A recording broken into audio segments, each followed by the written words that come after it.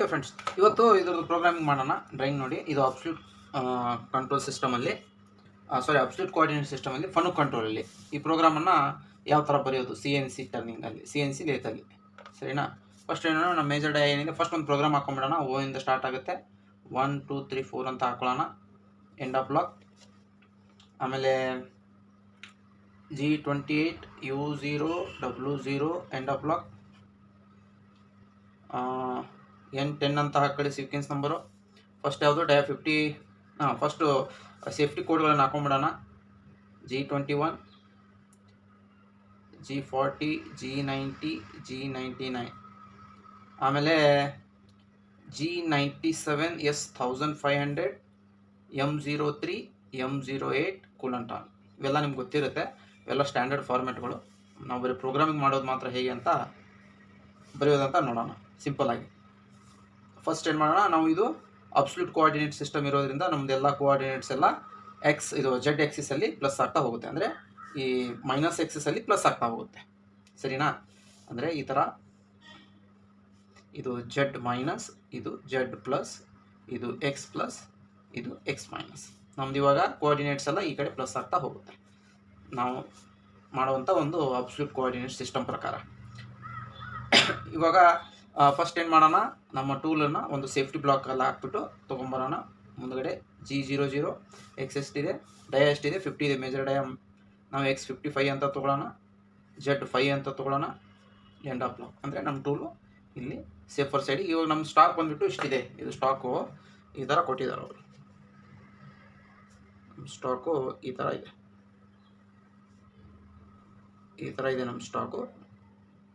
ನಾವು ಇದನ್ನೆಲ್ಲ ರಿಮೂವ್ ಮಾಡಬೇಕು, ಇದನ್ನೆಲ್ಲ ರಿಮೂವ್ ಮಾಡಬೇಕು. ಅದೆಲ್ಲ ರಿಮೂವ್ ಮಾಡಿದ್ರೆ ಈ ಶೇಪ್ ಬರುತ್ತೆ. ಇವಾಗ ನಾವು ಫಸ್ಟಿಗೆ ಏನು ಮಾಡೋಣ, ನಮ್ಮ ಟೂಲನ್ನು ಇಲ್ಲಿ ತಂದು ನಿಲ್ಲಿಸೋಣ ಸೇಫ್ಟಿ ಪೊಸಿಷನ್ಗೆ. ಆ ಬ್ಲಾಕು ಅದೇ ಇದು. ಇವಾಗ ನಾನು ತಂದು ನಿಲ್ಲಿಸಿದ್ದೀನಲ್ಲ, ಆ ಬ್ಲಾಕು ಅದೇ, ಈ ಬ್ಲಾಕ್ ಅದೇ. ಹೋಮ್ ಪೊಸಿಷನಿಂದ ಹೋಮ್ ಪೊಸಿಷನ್ಗೆ ಹೋಗಿತ್ತು, ಹೋಮ್ ಪೊಸಿಷನಿಂದ ಟೂಲ್ ಇಲ್ಲಿ ಬಂತು. ಇವಾಗ ಫಸ್ಟ್ ಏನು ಮಾಡೋಣ, ಒಂದು ಡಯ ಯಾವುದಿದೆ 40 ಇದೆ. 40 ಡಯನ ನಾವು ಏನು ಮಾಡೋಣ, ಟರ್ನ್ ಮಾಡ್ಕೊಳ್ಳೋಣ. G01 X ಎಷ್ಟಿದೆ 40ನಾ, ಫಸ್ಟ್ ಕಟ್ 45 ತೊಗೊಳ್ಳೋಣ. ಆಮೇಲೆ Z ಮೈನಸ್ ಎಷ್ಟದು, ಇಲ್ಲಿಂದ 0 ಇಂದ ಮೈನಸ್ಸು 25 ಪ್ಲಸ್ 20 45 ಆಗುತ್ತೆ. Z ಮೈನಸ್ 45 ಫೀಡ್ ರೇಟ್ 0.15 ಹಾಕೊಳ್ಳಿ. ಆಮೇಲೆ ಮತ್ತೆ G00 ತೊಗೊಳ್ಳಿ, U2 ತೊಗೊಳ್ಳಿ, ಮೇಲ್ಗಡೆ 2mm ಮೇಲೆ ತೊಗೊಳ್ಳಿ ಟೂಲು. ಇವಾಗ ಇಲ್ಲಿದೆ ಟೂಲು, ವಾಪಸ್ Z ತೊಗೊಂಡು ಹೋಗೋಣ. Z ಎಷ್ಟು +5 ತೊಗೊಳ್ಳೋಣ. ಇದು ಮೈನಸ್ ಅಲ್ಲ, Z5 ತೊಗೊಳ್ಳೋಣ. ಫೀಡ್ ರೇಟ್ ಏನು ಅವಶ್ಯಕತೆ ಇಲ್ಲ G00ದಲ್ಲಿ. ಆಮೇಲೆ ಮತ್ತೆ G01 ತೊಗೊಳ್ಳಿ. X ನಮಗೆ ಎಷ್ಟು ಆಗಬೇಕು, 40 ಆಗಬೇಕು. Z minus 45 feed rate 0.15. ನೋಡಿ, ಈ ಬ್ಲಾಕಲ್ಲಿ ಇದು ಫುಲ್ ಟರ್ನ್ ಆಗೋಯ್ತು. ಇಷ್ಟು ಟರ್ನ್ ಆಗೋಯ್ತು. ಇವಾಗ ನಮಗೆ ಇಷ್ಟು ಟರ್ನ್ ಆಗೋಯ್ತು.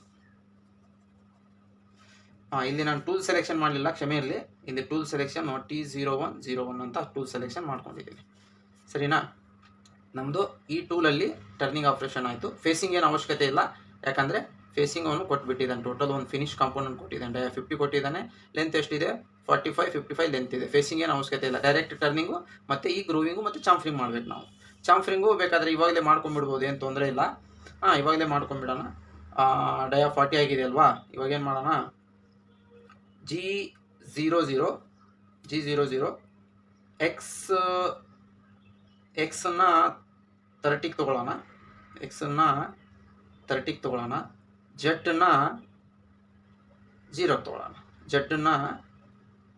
ತೊಗೊಳ್ಳೋಣ. ಅಂದರೆ ಇಲ್ಲಿ ಬಂದು ನಿಲ್ಲುತ್ತೆ ನಮ್ಮ ಟೂಲು, ಇಲ್ಲಿ ಬಂದು ನಿಲ್ಲುತ್ತೆ. ಇವಾಗ G01 X ಇದು ಫೀಡ್ ರೇಟ್ ಇಷ್ಟು ಆದಮೇಲೆ, ಇಲ್ಲಿ ನೋಡಿ, ಕ್ಷಮೆ ಇರಲಿ. ನಾವೇನು ಮಾಡೋಣ, ಇದು G01 X40 Z ಮೈನಸ್ 45 ಆದಮೇಲೆ ವಾಪಸ್ ರಿಟರ್ನ್ ಹೋಗಬೇಕಲ್ಲ. ರಿಟರ್ನ್ ಹೋಗಿಲ್ಲ ನಾನು. G00 U2 Z5 end of block. ಇವಾಗ G01 ತೊಗೊಳ್ಳಿ. G01 X30 Z00 feed rate 1.15. ಕಟ್ಟೇನಾಗಲ್ಲ ಅಲ್ಲಿ, ಬಟ್ ಇಲ್ಲಿ ಬಂದು ನಿಂತ್ಕೊಳ್ಳುತ್ತೆ. ಇವಾಗ ನಮ್ಮ ಟೂಲ್ ಇಲ್ಲಿ ಬಂದು ನಿಂತಿದೆ. ಇವಾಗ ನಾವು ಇದು ಟೇಪರ್ ಅಂದ್ಕೊಳ್ಳಿ. ಚಾಂಫರ್ನಕ್ಕಿಂತ ಟೇಪರ್ ಅಂದ್ಕೊಳ್ಳೋಣ, ಯಾಕಂದ್ರೆ ಡಿಸ್ಟೆನ್ಸ್ 5 ಇದೆ. ಇವಾಗ ನಾವು ಏನು ಮಾಡೋಣ, X30 Z0 ಆಯ್ತಲ್ಲ, ಇದನ್ನೇನು ಮಾಡೋಣ, G01 X ನಮ್ಮದು ಏನು ಡಯ ಇದೆ, ಇದು ಮೇಜರ್ ಡಯ ಈ ಟೇಪರ್ದು 40 ಇದೆ. X40 Z ಎಷ್ಟು ದೂರ ಹೋಗಬೇಕು, 5 mm ಡಿಸ್ಟೆನ್ಸಲ್ಲಿ ಹೋಗಬೇಕು. ಅಂದರೆ -5. ಫೀಡ್ ರೇಟು 0.15 ಇರಲಿ. ಇವಾಗ ನಮ್ಮದು ಈ ಬ್ಲಾಕಲ್ಲಿ ಈ ಟೂಲ್ ಇದೆಯಲ್ಲ ಈ ಥರ ಡೈಗೊನಲ್ ಆಗಿ ಹೋಗಿ ಇದನ್ನು ರಿಮೂವ್ ಮಾಡುತ್ತೆ. ನಮಗೆ ಇವಾಗ ಈ ಶೇಪ್ ಬಂತು ಗ್ರೂವಿಂಗ್ ಒಂದು ಬರಬೇಕು. ಇವಾಗ ಮತ್ತೆ ಏನು ಮಾಡೋಣ, ನಮ್ಮ ಟೂಲ್ ಇಲ್ಲಿಂದ ನಾವು ಒಂದು ಸೇಫರ್ ಪೊಸಿಷನಿಗೆ ತೊಗೊಂಡು ಹೋಗೋಣ. G00 U2 Z5 end of block ಆಯಿತಾ. ಇವಾಗ ನಾವೇನು ಮಾಡಬೇಕು, ಗ್ರೂವಿಂಗ್ ಮಾಡಬೇಕು. ಗ್ರೂವಿಂಗ್ ಮಾಡೋಕ್ಕೆ ಏನು ಮಾಡೋಣ, ಟೂಲ್ ಸೆಲೆಕ್ಷನ್ T02, ಅದಕ್ಕಿಂತ ಮುಂಚಿತವಾಗಿ G28 U00 W00 end of block home ಪೊಸಿಷನ್ಗೆ ಹೋಯ್ತು. ಇವಾಗ ನಾನು ನೆಕ್ಸ್ಟ್ ಪ್ರೋಗ್ರಾಮ್ ಇದು ಬರೀತೀನಿ, ಸರಿನಾ, ಇದ್ರದ್ದು ಗ್ರೂವಿಂಗ್ದು. ನೆಕ್ಸ್ಟು ಟೂಲ್ ನಂಬರ್ 02 ಅಲ್ಲಿ ನಮ್ಮದು ಗ್ರೂವಿಂಗ್ ಟೂಲ್ ಇದೆ ಅಂದ್ಕೊಳ್ಳಿ. ಈ ಟೂಲು ಫೇಸಿಂಗು ಮತ್ತು ಟರ್ನಿಂಗ್ದು, ಇದು ಗ್ರೂವಿಂಗ್ ಟೂಲ್. ಇವಾಗ ಏನು ಮಾಡೋಣ, ಇಲ್ಲಿಂದ ಇವಾಗ ಇಲ್ಲಿದೆ ನಮ್ಮ ಟೂಲು, ಇಲ್ಲಿದೆ ಹೋಮ್ ಪೊಸಿಷನಲ್ಲಿದೆ. ಇವಾಗ ಮತ್ತೆ ಏನು ಮಾಡೋಣ, ನಾವು ಹೋಮ್ ಪೊಸಿಷನಿಂದ ಸೇಫರ್ ಸೈಡಿಗೆ ತರೋಣ, ಅಥವಾ ಡೈರೆಕ್ಟ್ ಇಲ್ಲಿಗೇನೆ ತರ್ಬೋದು, ಏನು ತೊಂದರೆ ಇಲ್ಲ, ಡೇ ಆಗಿದೆ. ಇವಾಗ ನಮ್ಗೆ ಇದು ಎಷ್ಟು ಡಿಸ್ಟೆನ್ಸ್ ಹೋಗಬೇಕು, ಟೋಟಲ್ಲು 15 ಹೋಗಬೇಕು. ಅಂದರೆ ಈ ಕಡೆ 10 ಆ ಕಡೆ 10 ಹೋಗಬೇಕು, ಸಾರಿ 30 ಆಗಬೇಕು, ಈ ಕಡೆ 10 ಆ ಕಡೆ 10. ಗ್ರೂವಿಂಗ್ಟಲ್ಲಿ ಇದು ಅಲ್ಯೂಮಿನಿಯಂ ಮಟೀರಿಯಲ್ ಆಗಿರೋದ್ರಿಂದ ಒಂದು ಸರಿಗೆ ನೀವು 5 mm ಕಟ್ ಕೊಡ್ಬೋದು. ಏನು ಮಾಡೋಣ, G00 X ಎಷ್ಟಿದೆ, 40 ಅಲ್ವಾ, ನಾವು 42 ತೊಗೊಳ್ಳೋಣ. 40ವರೆಗೂ ತರ್ಬೋದು, 42 ಈ ಡಿಸ್ಟೆನ್ಸಲ್ಲಿ ಇಟ್ಕೊಳ್ಳೋಣ. ಇಲ್ಲಿ ಟೂಲನ್ನು ಈ ಡಿಸ್ಟೆನ್ಸಲ್ಲಿ ಇಟ್ಕೊಳ್ಳೋಣ. ಗ್ರೂವಿಂಗ್ ಟೂಲ್ ಈ ಥರ ಇರುತ್ತೆ, X42 ಜೆಟ್ ಎಷ್ಟು -5 ಅಂದರೆ ಟೂಲು 25 ತರಬೇಕು, -25 ಎಂಡ್ ಆಫ್ ಬ್ಲಾಕ್. ಇವಾಗ ಏನು ಮಾಡೋಣ, ಟೂಲನ್ನು ಕೆಳಗಡೆ ಇಳಿಸ್ಬೇಕು. G01 X ಎಷ್ಟು, ಫಸ್ಟು 35 ತೊಗೊಳ್ಳೋಣ. X 42 ಅಂದರೆ 35 ತೊಗೊಂಡ್ರೆ ಇನ್ನೂ 5 mm ಉಳಿಯುತ್ತೆ. ಓಕೆ, X35 ಜೆಟ್ -2 mm ಇನ್ಸರ್ಟ್ದು ಥಿಕ್ನೆಸ್ ಇರುತ್ತೆ. ಅದಕ್ಕೆ ನಾವು ಆ 2 mm ಪ್ಲಸ್ ಮಾಡ್ಕೋಬೇಕಾಗುತ್ತೆ. 2 mm ಪ್ಲಸ್ ಅಂತಂದರೆ ಇಲ್ಲಿಂದ 2 ಅಂದರೆ 3 ಮಾತ್ರ ಆ್ಯಡ್ ಮಾಡ್ಕೋಬೇಕು. ಜೆಟ್ -28 ಅಂದರೆ ಇದು 2 mm ಇನ್ಸರ್ಟ್ದು, ಈ 3 ಮಾತ್ರ ನಾವು ಇಲ್ಲಿ ಪ್ಲಸ್ ಮಾಡಿಕೊಂಡ್ರೆ ಇದು ಫುಲ್ಲು ಗ್ರೂವಿಂಗ್ ಆಗುತ್ತೆ, ಸರಿನಾ. Z -28 feed rate 0.15 end of block. ಮತ್ತೆ ಏನು ಮಾಡೋಣ, G00 U2 ತೊಗೊಳ್ಳೋಣ, ಅಥವಾ U5 ತೊಗೊಳ್ಳಿ, ಸೇಫರ್ ಸೈಡ್, ಯಾಕಂದರೆ ಅಲ್ಲಿ ಗ್ರೂ ಇರೋದ್ರಿಂದ U5 ತೊಗೊಳ್ಳಿ. U10 ತೊಗೊಳ್ಳಿ, ಏನು ತೊಂದರೆ ಇಲ್ಲ. U10 ಜೆಡ್ ಮತ್ತೆ ಇಲ್ಲಿಗೆ ತೊಗೊಳ್ಳೋಣ, -25 ತೊಗೊಳ್ಳೋಣ, ಇಲ್ಲಿಗೆ ಈ ಪೊಸಿಷನಿಗೆ, ಎಂಡ್ ಆಫ್ ಬ್ಲಾಕ್. ಇವಾಗ ಏನು ಮಾಡೋಣ, G01 X30 Z -28 feed rate 0.15. ಇವಾಗ ನಮ್ಮದು ಈ ಕೂಡ ಮಟೀರಿಯಲ್ ಕೂಡ ಆಯಿತು. ಇವಾಗ ಫುಲ್ಲು ಮಟೀರಿಯಲ್ ರಿಮೂವ್ ಆಯಿತು ನಮ್ಮದು. ಈ ಥರ ಆಗಿದೆ ಅಂದರೆ ಇದು ಕೂಡ ಆಗಿರುತ್ತೆ. ಇಲ್ಲಿ ಈ ಶೇಪ್ ಬಂತು ನಮಗೆ.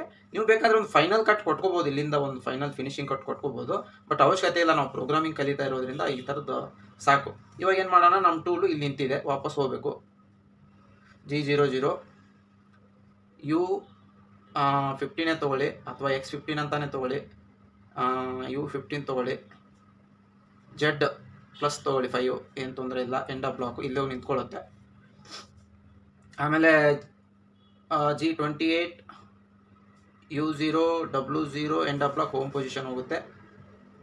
M09 ಕೂಲೆಂಟ್ ಆಫ್ ಮಾಡಿ, M05 ಸ್ಪಿಂಡಲ್ ಆಫ್ ಮಾಡಿ, M30 ಪ್ರೋಗ್ರಾಮ್ ಎಂಡ್ ಮಾಡಿ. ಪ್ರೋಗ್ರಾಮ್ ಎಂಡ್ ಪ್ಲಸ್ ರೀಸೆಟ್ ಆಗುತ್ತೆ. ಇಷ್ಟೆಲ್ಲ ಈ ಪ್ರೋಗ್ರಾಮದ್ದು ಒಂದು ಸಿಂಪಲ್ಲು.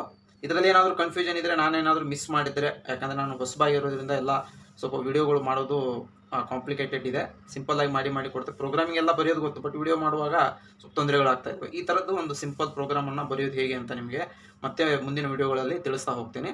ಏನಾದರೂ ಡೌಟ್ಸ್ ಇದ್ದರೆ ದಯವಿಟ್ಟು ಕಮೆಂಟ್ಸ್ ಮಾಡಿ, ಲೈಕ್ ಮಾಡಿ, ಸಬ್ಸ್ಕ್ರೈಬ್ ಮಾಡೋದು ಮರಿಬೇಡಿ. ನಮಸ್ಕಾರ.